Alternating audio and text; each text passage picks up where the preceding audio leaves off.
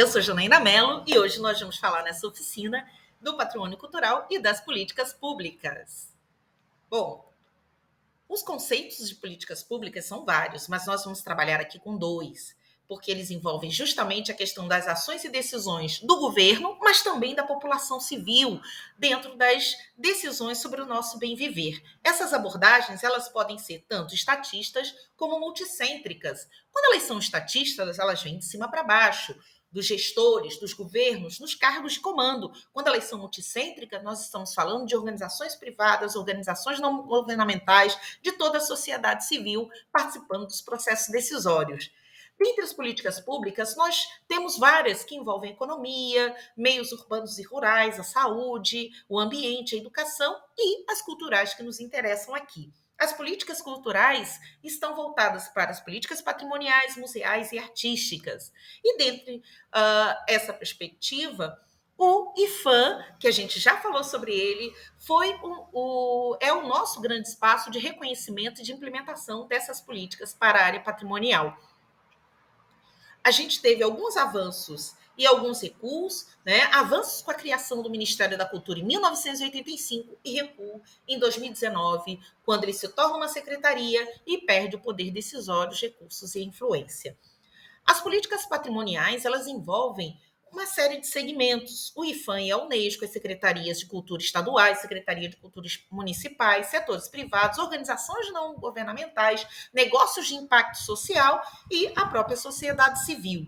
Né? A Constituição Federal de 1988 já chamava atenção para essa necessidade de valorizar as diferentes experiências do ser humano dentro do patrimônio material e imaterial. Nós tivemos várias políticas públicas estatizantes, criando o curso de museus na década de 30, a elevação da categoria da cidade de Ouro Preto a monumento nacional, a criação do ISFAM e do Museu Nacional de Belas Artes, e também alguns intelectuais extremamente importantes, né, que vêm da Semana de Arte Moderna de 22, como Mário de Andrade, Gustavo Capanema, mas também Rodrigo de Melo Franco e a própria burocracia do ISFAM para a questão do reconhecimento. Um grande problema que nós temos é que grande parte da nossa identidade nacional foi forjada, ou seja, ela foi feita para contar a história oficial, né? Fazer essa síntese da memória e da tradição das identidades nacionais. E os monumentos que afirmam poderes políticos, religiosos e militares,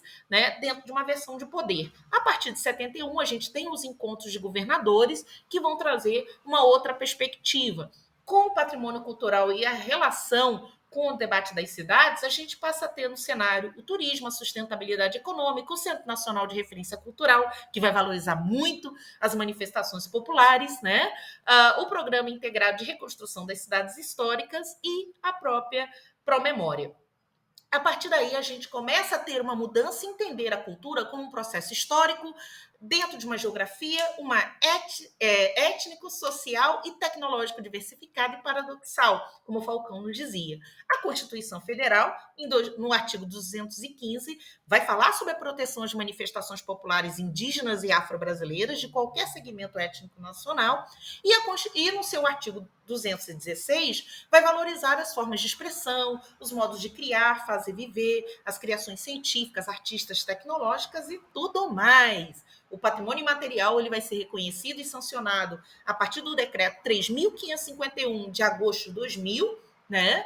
E nós vamos ter algumas participações importantes, como do próprio Gilberto Gil, quando ministro da Cultura, né? Dos grupos culturais, nesse movimento multicêntrico de participação popular, a economia da cultura e a economia criativa, investindo na economia como segmento de potencialização das sociedades. Para o registro, vamos ter o livro de tombo para o patrimônio material e o livro de registro do patrimônio imaterial, dentro da metodologia do Inventário Nacional de Referências Culturais, uma metodologia do IFAM. Né? Temos vários projetos que têm se desenvolvido ao longo do tempo e o que se percebe é que o bem cultural ele está muito além da dimensão do belo e do velho.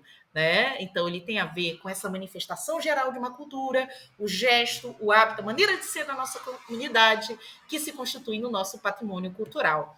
Espero que vocês estejam gostando desses saberes, que são rápidos, são muitos, mas valem a pena para instigar vocês a conhecer mais sobre o nosso patrimônio cultural e as